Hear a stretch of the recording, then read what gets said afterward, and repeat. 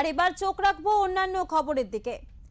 হাওড়ার বাগনানের নুনটিয়া সংলগ্ন ভুরেরা গ্রাম, কৃষি নির্ভর এই গ্রামের বেশ কিছু মানুষ পুজোর দিনগুলোর অপেক্ষায় থাকেন।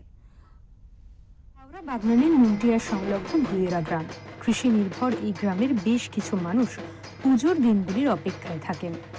জমিতে চাষাবাদ করে সামান্য কিছু আয় হলেও এই চাষিদের রুটি রুজির একমাত্র সম্বল বিভিন্ন পুজোর থিমের মণ্ডপ তৈরি করা। শুধু অর্থনৈতিক সাশ্রয় নয়, অনেকটা নেশার মতন হয়ে যায় পুজোর থিম নির্ভর মণ্ডপ তৈরি। এখন বৃষ্টিকে পাশ কাটিয়ে তারা বিভিন্ন জায়গায় দুর্গাপুজোর মণ্ডপ তৈরির কাজ শুরু করেছেন।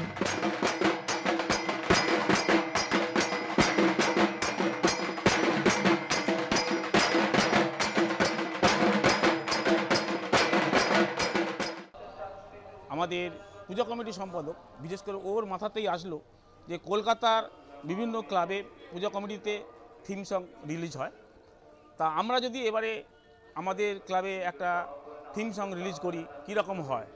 আমিও সত্যি কথা প্রথমটা ঠিক বুঝতে পারছিলাম না ব্যাপারটা কী, তা ও আমাকে পরে বুঝিয়ে বলে এবং কিছুটা আমাকে ইনফ্লুয়েন্স করে, যেটা করলে খুব ভালো হবে, একটা ক্লাবের নাম একটু বিভিন্ন জায়গায় ছড়িয়ে পড়বে এবং লোক ভালো বলে জানতে পারবে।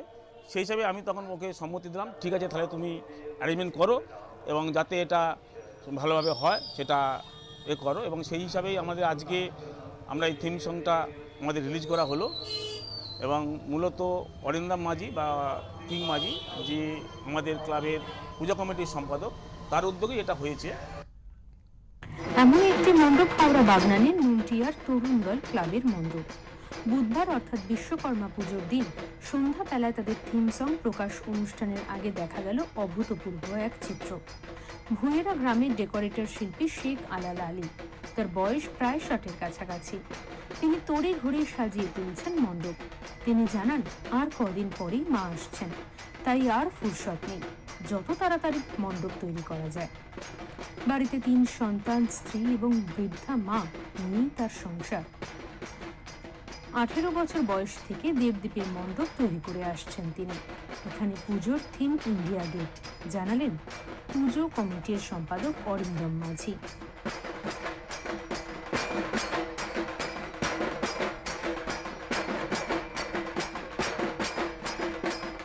আজ কদিন পরেই মা আসছেন, এই মুহূর্তে আমরা আজকে দাঁড়িয়ে আছি নুনটিয়া তরুণ দলের পূজা মণ্ডপে। আজকে ওদের থিম সং উদ্বোধন হবে। বলা ভালো হাওড়া জেলায় এই প্রথম একটা ক্লাব যারা পুজোর আগেই থিম সং রিলিজ করছে। কিন্তু থিম সং রিলিজের ঠিক আগের মুহূর্তে আমরা রয়েছি এক অসাধারণ মানুষের কাছে, যিনি অন্য সম্প্রদায়ের মানুষ হয়েও দেবী দুর্গার আগমনের সঙ্গে নিজেকে মিলিয়ে নিয়েছেন।